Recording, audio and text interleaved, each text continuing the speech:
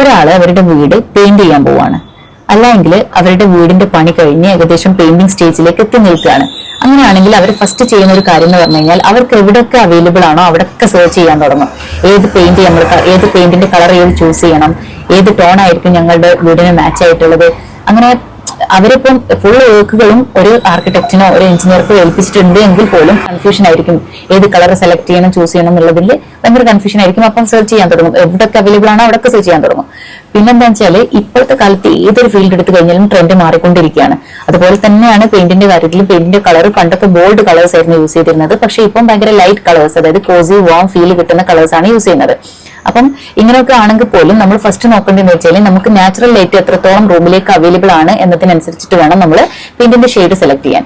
ഇപ്പോൾ ട്രെൻഡിങ് ആയിട്ടുള്ള പെയിന്റിന്റെ 5 കളേഴ്സ് ഏതൊക്കെയാണെന്നും ആ കളേഴ്സ് ഏതൊക്കെ റൂമിലേക്കാണ് സ്യൂട്ടബിൾ ആയിട്ടുള്ളത് എന്നും ഞാൻ പറയാം. അതിനു മുമ്പ് നമ്മൾ അറിഞ്ഞിരിക്കേണ്ട മറ്റൊരു കാര്യമാണ് പെയിന്റിന്റെ കളർ സെലക്ട് ചെയ്യുന്ന സമയത്ത് അവിടെ ഒരു തമ്പ് റൂൾ ഉണ്ട്. ആ തമ്പ് റൂൾ എന്താണെന്ന് ഫസ്റ്റ് ഞാൻ പറയാം. Room size plus light decide the colour, അതാണ് തമ്പ് റൂൾ 1. അതെന്താണെന്ന് നോക്കാം. റൂം ചെറുതും അതുപോലെ തന്നെ നാച്ചുറൽ ലൈറ്റ് കുറവാണെങ്കിൽ നമ്മൾ ലൈറ്റ് ഷെയ്ഡ് യൂസ് ചെയ്യുന്നതാണ് നല്ലത്.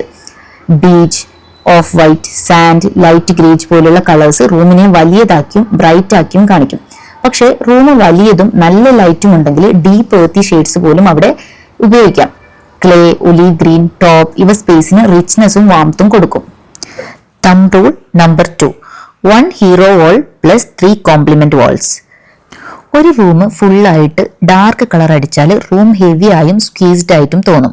അതിനാൽ ഒരു വാൾ മാത്രം ഹൈലൈറ്റ് കളറായി എടുക്കുക, ബാക്കി 3 വാൾസ് ലൈറ്റ് ന്യൂട്രൽസ് ആക്കുന്നത് സേഫസ്റ്റ് ഓപ്ഷൻ ആണ്.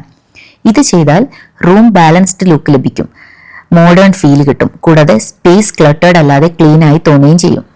Thumb rule 3, colour must match your furniture.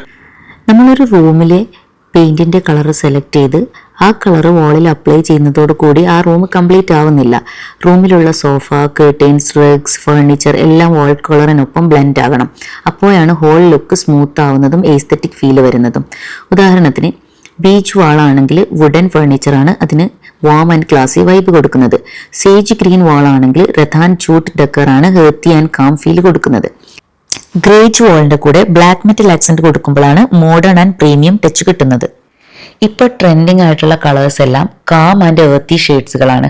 Sage green, ഗ്രേജ്, warm beach, terracotta, soft white. ഈ പെയിന്റ് കളേഴ്സ് എല്ലാം ഏതെല്ലാം റൂമുകളിലേക്ക് സ്യൂട്ടബിൾ ആണ് എന്നാണ് ഞാൻ ഈ ഓരോ കളേഴ്സിലായിട്ട് തന്നെ എഴുതി കാണിക്കുന്നത്. പിന്നെ നമ്മൾ ശ്രദ്ധിക്കേണ്ട ഒരു കാര്യം, പെയിന്റ് ചെയ്യുമ്പോൾ ആദ്യം നമ്മൾ സ്മോൾ പാച്ച് ടെസ്റ്റ് ചെയ്യണം. അതിനുശേഷം ലൈറ്റിംഗ് കൂടെ ചെക്ക് ചെയ്തിട്ട് വേണം നമ്മൾ കൺഫേം ചെയ്യാൻ. ഇങ്ങനെയുള്ള വീഡിയോസ് നിങ്ങൾക്ക് ഉപകാരപ്പെടുന്നുണ്ട് എങ്കിൽ എസ്തറ ഹോം എന്ന് പറഞ്ഞിട്ടുള്ള ഈ ചാനൽ സബ്സ്ക്രൈബ് ചെയ്യുക, ലൈക്ക് ചെയ്യുക, ഷെയർ ചെയ്യുക, കമന്റ് ചെയ്യുക. താങ്ക്